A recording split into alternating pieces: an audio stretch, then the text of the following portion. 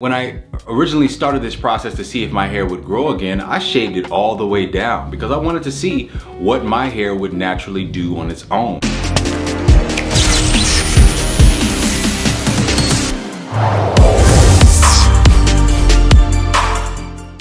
What's good, YouTube? TP locd here, bringing you guys another video. Yes, today you guys are going to be giving you a Minoxidil update. I know it's been a long time since I've talked about Minoxidil or done any beard journey videos.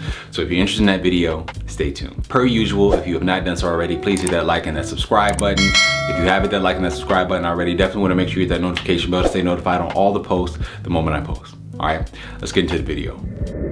I was a person who was under the impression that I could not grow a beard. I could not grow any sort of facial hair whatsoever. If you look at my past videos when I started, the most hair that I could get would be a couple scragglers. It was not a lot of hair at all. I started Minoxidil, I want to say in 2019, just to sort of see if it could potentially help. And to my surprise and really honestly great satisfaction, it really did work. If you look at some of the photos and videos I'm going to be showing you guys throughout this video, you can see a very clear and distinct difference. Originally, there was a little apprehension to start Minoxidil because of course you hear about, the side effects, the effects that it has on blood pressure, the effects that it could potentially have on acne. I mean, there was all sorts of horror stories that I heard about this stuff. But I used it, I probably used it for about, I'd say just shy of 2 years, if not 2 years, and decided to quit. Now, why did I quit? I got tired of putting a chemical, foreign, manufactured thing on my face every single day. I wasn't seeing any negative side effects like I said, but it was the principle. I had started dieting, trying to eat clean, and it just didn't feel like it fit into, the trajectory of where I was trying to go with my lifestyle. Here I am trying to eat fruits, vegetables, and diet, and I'm, doing all the right things. I'm using organic products on my hair and scalp, but then to start off my morning and to end my nights, I'm taking this chemical and rubbing it all over my face. That was mainly the reason why I quit. And by the time that I had quit, I was pretty much over the whole beard journey thing. I know that might not be a thing that a lot of people admit to, but I had sort of checked it off of my list as a thing that I had saw. I had accomplished what I had set out to accomplish with getting a beard, and I was pretty much done with it. And not done with it from the standpoint of I don't want a beard anymore, but from a standpoint of I'm curious to see how far this Minoxidil could take me, right?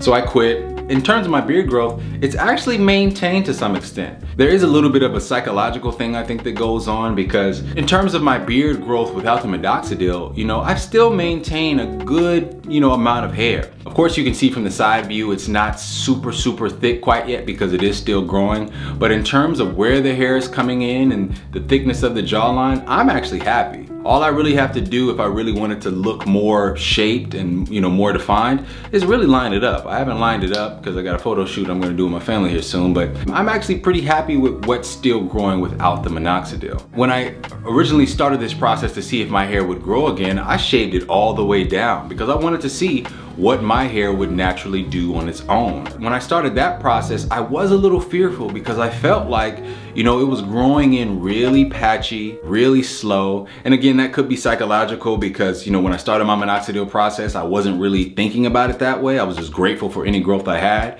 Whereas with this process, I was sort of, kind of looking for it and I had expectations this time around. So I did think that it was growing slower. It got to a point where it was so patchy at one point, I sort of just shaved it down again because I just didn't like, that certain parts were thicker than other parts. They were scraggly, and then, I shaved it down so it was nice and consistent. And then when I did that, still no Minoxidil, it's grown in pretty nicely. And it's still been pretty consistent with the growth since then, right?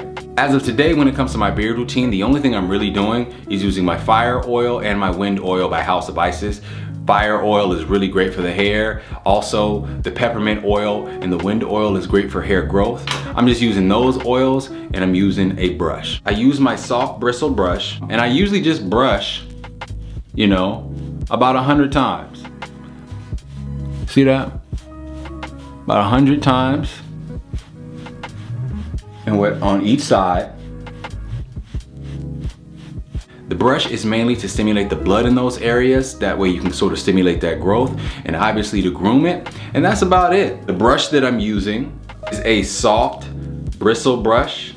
It's not hard, so you're not really scratching your face or anything. I think it's the perfect beard brush. In terms of my growth, I think it's actually turned out pretty good. I've been extremely happy with the results that I've had thus far. I do believe that the Minoxidil works. I am a person that can say that it works. It worked great. If you're a person that can't grow a beard and has the genetic potential to grow a beard, I definitely recommend it. This video is not to discourage anybody from Minoxidil, because that would be really corny, you know, to take the benefits of Minoxidil and then talk bad about it. I don't want to say anything negative about it. If you are somebody that's going to be using Minoxidil, definitely use it, but understand what you want out of it. Understand when to get out of the game. For me, I had gotten to a point where my beard had grown to the point where I was cool. Like, I was cool with sort of letting it go. I had seen it, I'd known what I wanted. I mean, I didn't really want a huge Billy Goat Rick Ross beard anyway.